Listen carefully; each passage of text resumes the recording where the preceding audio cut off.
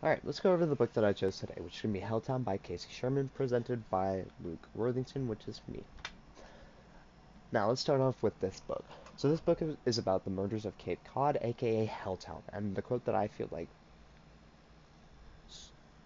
kept this book together, or the way that I thought was best shown by, was there is no order in the world around us, that we must adapt ourselves to the requirements of chaos instead, which is very much what this town had to do with the killer Anthony Costa, which is what this entire story is about.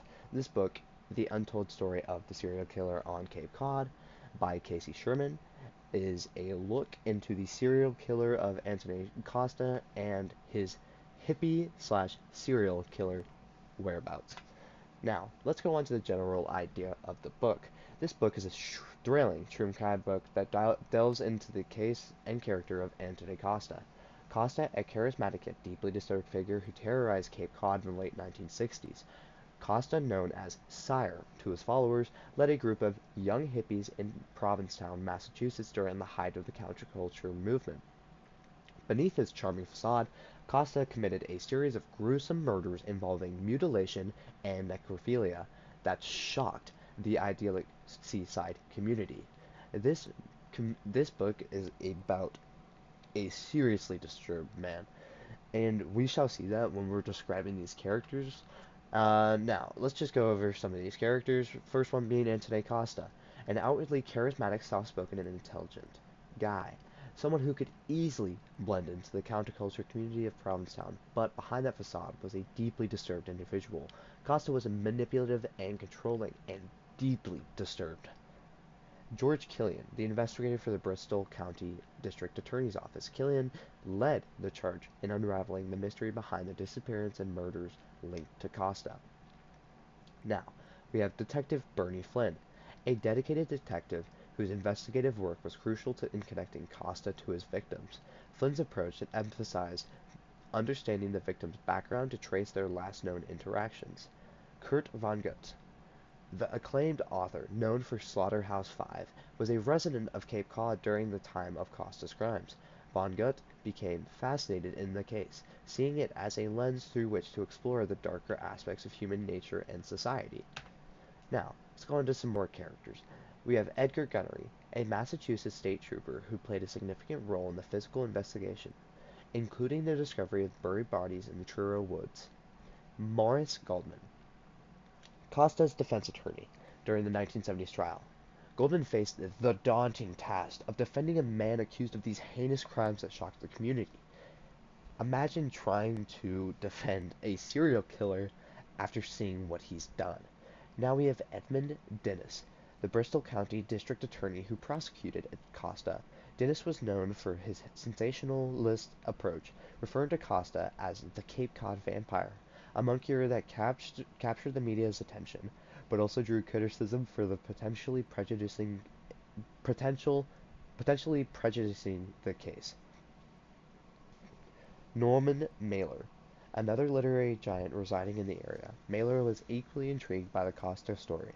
Both he and Vonnegut embarked on independent investigations, each aiming to capture the essence of the events in their writing. Their parallel pursuits added a layer of literary rivalry to the unfolding drama. Let's go on to the plot and summary. The untold story of a serial killer on Cape Cod by Casey Sherman tells the true story of how Tony Costa, a charming but deeply disturbed man who lived in Provincetown, Massachusetts during the late 1960s. Costa used free love ideals of the counterculture movement to manipulate and lure young women, ultimately murdering and mutilating them in the Truro woods. As bodies were discovered, the investigation uncovered Costa's double life as both local hippie leader and brutal killer, shaking the peaceful community of Cape Cod.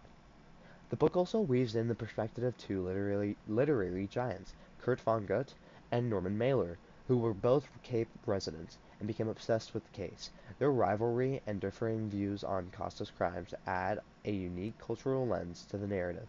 Through vivid storytelling and deep research, Sherman explores not only the horror of the murders, but also the social climate that allowed them to happen unnoticed for so long. Now let's go on to the structure of the book. As mentioned earlier, Helltown doesn't just tell the story of the murderers. It also shows how the people in the town reacted, especially two famous actors, sorry, not actors, authors, who lived there, Kurt Vonnegut and Norman Mailer. They were both interested in the case and tried to understand what it said about the world around them by including their thoughts. The book gives readers a different point of view, not just from the killer or the police, but from regular people, and artists trying to make sense of something terrible, absolutely horrible, happening in their quiet town. This makes the story quite more unique and helps the reader see the bigger picture of how crime can affect an entire community. Now, let's go into the personal connections. While I was reading this book, kind of made me feel like I was watching Jeffrey Dahmer's show, the one on Netflix, which with a sort of weird mix of like Brooklyn Nine-Nine, just from the detective side of it. That was a weird connection. I just like Brooklyn Nine-Nine, to be honest. And the Jeffrey Dahmer show, they kill very similarly. There were sections describing the killings and how they would kill people, which was very similar to Dahmer with the mutilation aspect of it. And he would also lure people with a sense of trust, which is very similar to how Dahmer did it, where he'd lure people um, back to his house and then kill them. It was a very good book, and it was an interesting read overall. And it was also very surprising how both of them took so long to be found, and how that affected the people of the town around them and the city around them. Now, let's go into the difficulty of the read and the academic response. Literally, literary, and literally, it wasn't too hard to read, but the gore was not for the weak of stomach. As I stated, the book goes into gruesome details multiple times throughout the book on how Anthony Costa killed his victims, which was through things such as gunshots and dismemberment and decapitation. It was very interesting and not for the weak of stomach. Casey Sherman wrote this book with many perspectives, making it more interesting to read and follow along with switching between the two authors of the town and the story of the killer, which made it a lot very interesting. But it was again, it's also very detailed in the gore aspect of it. So it's just really kind of a hard read if you can't keep if you're not good with that kind of stuff. Now recommendations and final thoughts. I'd give this book a rating of 8 out of 10. You'd enjoy this book if you just honestly enjoy true crime.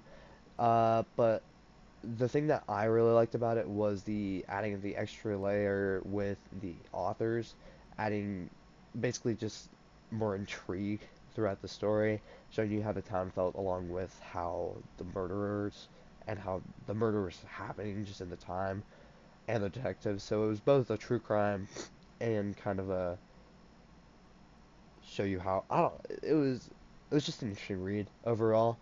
Um I give it an 8 out of 10. I definitely recommend you read this book if you do like true crime. Thank you for listening and have a great day, guys.